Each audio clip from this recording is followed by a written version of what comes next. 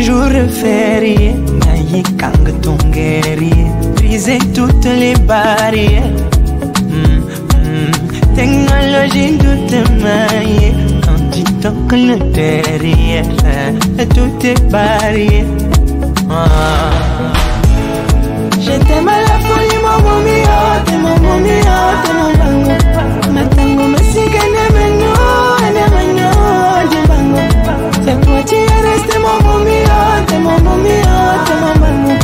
Matango me siga nemeno, mama du, mama du sama, mama du, mama du sama, mama du.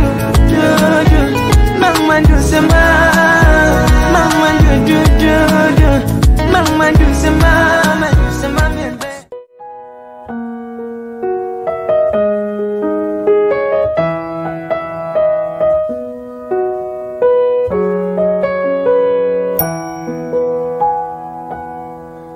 T'es ma femme, t'es la plus belle dans tout l'univers et le ciel.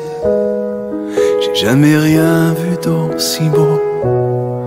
Pour te décrire, y a pas de mots.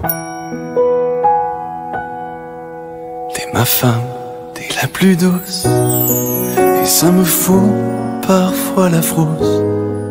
Juste à l'idée que je pourrais te perdre. Je voudrais mourir, j'en perds le verbe. T'es ma femme, je suis à toi. Je te donne tout ce que je suis, mes mains, mon regard et ma voix. Alors, Cyril et moi, je dirais que c'est Dieu qui a décidé, en fait. Parce que notre rencontre était plutôt, je dirais, spectaculaire. Pourquoi? On s'est rencontrés au Parcours Vita. Nous deux, on a cette passion-là pour le sport. C'est vrai que lui, il a été un peu plus jeune, un sportif professionnel. Il a pratiqué la lutte.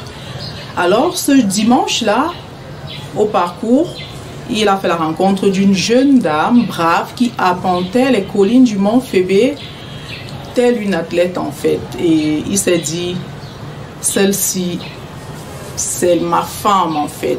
Première chose de rencontre, nous sommes au matin de 2012, un samedi.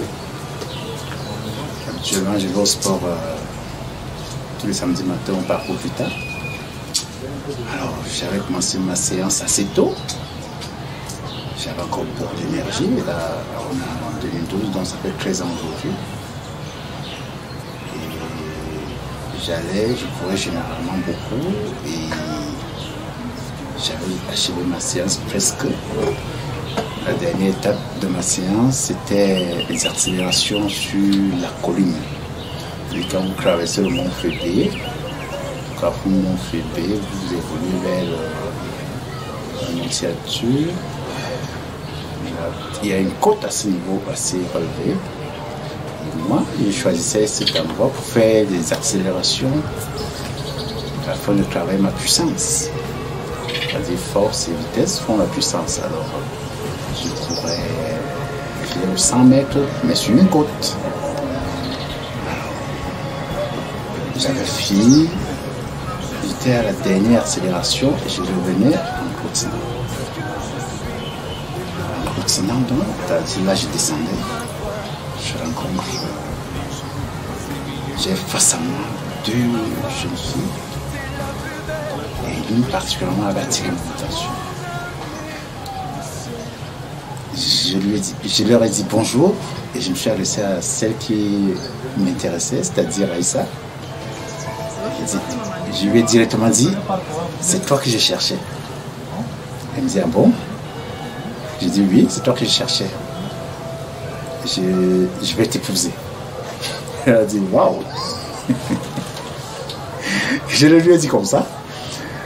Elle a rigolé et puis je leur ai demandé est-ce que je peux continuer avec vous parce qu'elles arrivaient et elles marchaient plutôt en allant au sommet du Mont Fébé. Est-ce que je peux continuer avec eux? Ils m'ont dit il n'y a pas de souci. Alors, je les ai suivis. Nous avons cheminé ensemble, on a grimpé la colline, on est arrivé à la fin, au sommet. Je leur ai fait montrer des exercices et tout ça. Je suis devenu un peu comme leur coach. On a fait des exercices ensemble et puis nous avons repris le chemin retour ensemble. Voilà, ça c'était le premier jour. Après le sport, je les ai amenés à la pluie. On est allé au soya. Chercher le soya et tout ça là-bas. Je leur ai offert des petits trucs à manger. Voilà, c'était le premier jour. Et puis ce qu'il m'a dit ce jour-là, il a dit, c'est toi que je cherchais. Je vais t'épouser. Je te donne tout ce que je suis, mes mains, mon regard et ma voix, mes jours et mes nuits. Vous savez, rien n'est facile sur cette terre. On aurait bien, si tout était réuni, on aurait pu se marier la semaine qui suivait. Mais bon, nous allons de 2012, là on est en 2025. Il faut imaginer ce qu'il y a eu au milieu. Il y a eu beaucoup de hauts, beaucoup de bas. Heureusement, on a pu les surmonter et je crois que c'est le destin qui nous guide. Vous imaginez un homme comme ça, un inconnu, dans la rue, qui vous accoste et qui vous dit « Je vais t'épouser, c'est toi que je cherchais ». Et moi, j'étais étonnée, je me suis dit « Mais de quoi parle-t-il en fait ?» Mais bon, je l'ai laissé faire. Il m'a proposé de le suivre en fait afin qu'on puisse affronter le mont Fébé ensemble et c'est ce qu'on a fait jusqu'au sommet et je dirais qu'on ne s'est plus jamais quitté en fait. Aujourd'hui c'est fixé, la date elle est fixée, ça va se concrétiser et je dirais qu'il n'avait pas tort hein. Pourtant au départ j'avais pas cru quand il avait dit que c'est toi que je cherchais, je vais t'épouser, j'avais pas cru et puis je dirais 12 ans plus tard nous voici, on ne s'est plus jamais lâché. J'apprécie beaucoup son côté, elle est réservée et son côté pacificateur. C'est-à-dire, lorsque nous avons même un souci, bon, généralement, je me retranche dans mon coin et quelle est raison ou quel est tort, elle revient toujours vers moi pour chercher la solution, pour chercher à arranger le souci. C'est celle-là qui aime, de celle-là qui préfère la paix c'est celle-là qui préfère la paix dans notre quotidien.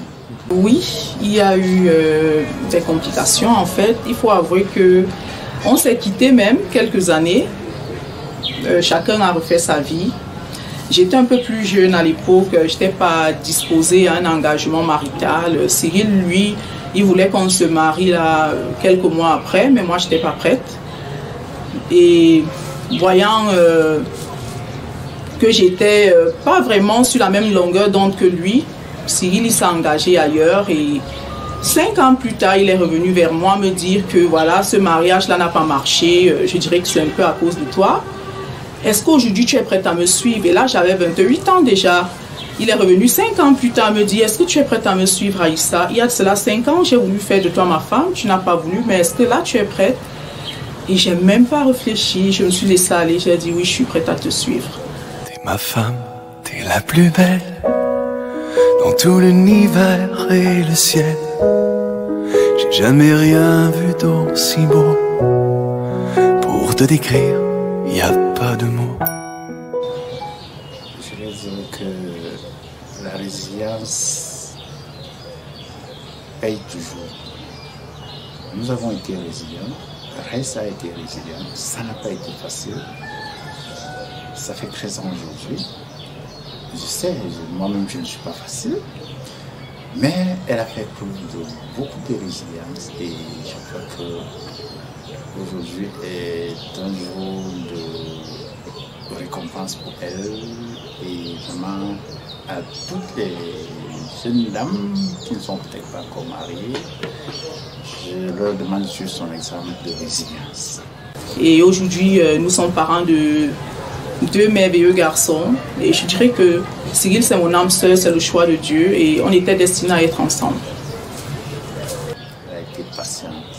Je crois qu'aujourd'hui, elle est comblée et